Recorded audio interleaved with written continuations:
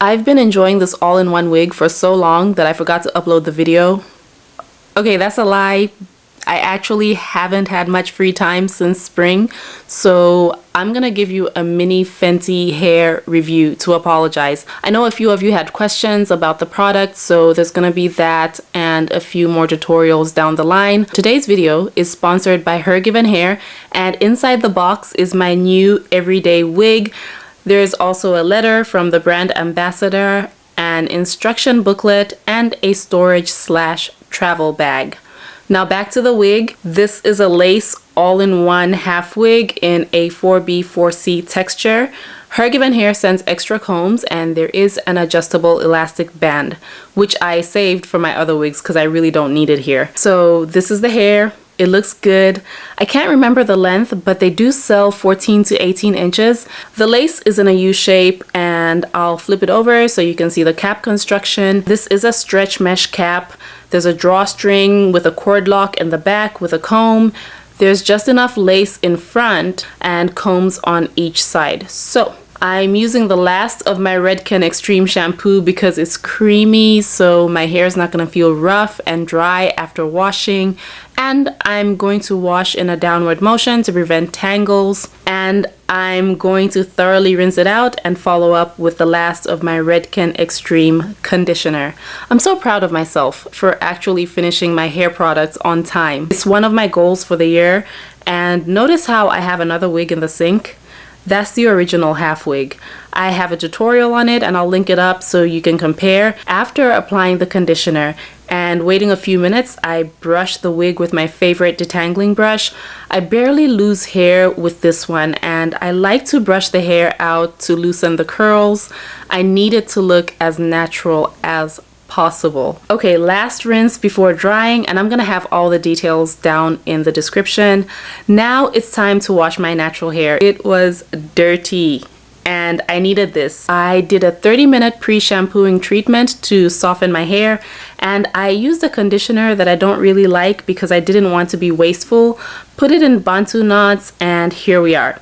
Let's rinse first and get as much product out as possible. Does anybody else like midweek wash days? I feel like they're a little bit rebellious, and lately, because I've started running again and my schedule's hectic, I need to maintain my hair hygiene, so it's been midweek wash days and just kind of like whenever I can get it in, you know? I have developed some shortcuts here and there, and I feel like I have some heat damage from the time I used the flat iron, but it's only in the crown area where I used the least amount of heat, which is weird. But anyway, we move. I don't know who authorized this pump, but Fenty Hair, this is difficult to work with. I'm using the Rich One Moisturizing Repair Shampoo by Fenty Hair, and it is sulfate free. It does not strip my hair, and I'm not surprised because it has one of my favorite surfactants, sodium lauryl methyl isethionate. Say that 5 times fast. The message is pretty solid, but I do have an issue with Fenty claiming their Replenicor 5 complex repairs split ends. The FTC fines companies for stuff like that. But I've noticed an increase in hair brands making false claims in their marketing, like it's legal. Anyway, I'm going to rinse my hair and wash it again. I need to clean it well since I forgot to use my applicator bottle, and I just want to get to know the product a little bit better.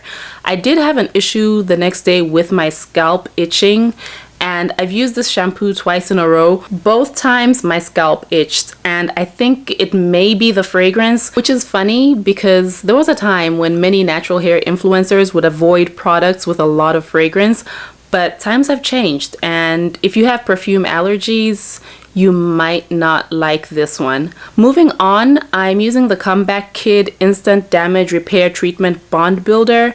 I like it because I can use it as a leave-in and go straight to detangling right after washing. I didn't apply it directly to my scalp, but I am sure that I got some on there, so this might have been the itchy scalp culprit. I am going to try using it independently of the shampoo to see what actually made my scalp itch, but it is lightweight on my hair, which is great for detangling. I noticed that I didn't like how it felt after drying, so I kind of need a cream, oil, something to make my hair feel nice and soft after this. So next up, I'm using my swirly curly snappies to lightly stretch and tie my hair in a Bantu bun. Light stretches make brushing and combing easier, so I'm gonna make this Bantu knot and tie it off with another snappy so I can stretch my ends a little bit more. This is the first half wig, the 3-in-1 half wig. I have a messy ponytail. I did a little workout, don't judge me, and this is the new and improved all-in-one half wig. Let's put it on. The first thing I'm going to do is part the front according to my preferred styles. I'm doing a middle part a couple of inches deep, and then I'm going to my ears. So after getting through all of that, I'm going in with the Home Curl Defining Cream. Fenty was 100% correct in saying it reduces frizz. It was great for African hair threading, and I will try it with rollers later, but I'm going to use it to detangle because it's really not that heavy. All the Fenty products I've used so far are kind of lightweight, and that's not necessarily a bad thing, but I'm going to brush my hair, put it in a Bantu knot, and repeat on the other side. It does kind of look shiny, and I like that. So after doing both sides, I needed to test the hair and see if the wig would sit the way I wanted it to. And it looks like I don't have to color my lace in, so that's less work for me. And it looks good as a basic half wig. That's my preferred everyday look, and it looks like I'll be able to tie it in a ponytail as well. My ponytail won't let me wear it as a full wig, the one that I have underneath the wig, without sliding, so I'm gonna have to flatten the back. Braids are good, but I'm going with thread. So I'm using a few sprays of water to relax my strands, and then going in with the Home Curl Defining Cream, and then putting my hair in a Bantu knot. And I found some of my old favorite movies on Amazon Prime Video, so I've been binge watching. If you see me looking down, I'm watching something. This cream glides on nicely and melts into the hair, and it doesn't mix well with the gel. I found out the hard way, just like a lot of other people, but it's fine by itself, and honestly, it makes my hair look nice even though I don't have the best hair practices. We're all done, and I rested for half an hour before African hair threading. Doing my sections and detangling before threading really helps me cruise through it. Also, the way I position my hands and fingers helps prevent fatigue. So some people, they'll like to grip and pinch when they're doing African hair threading.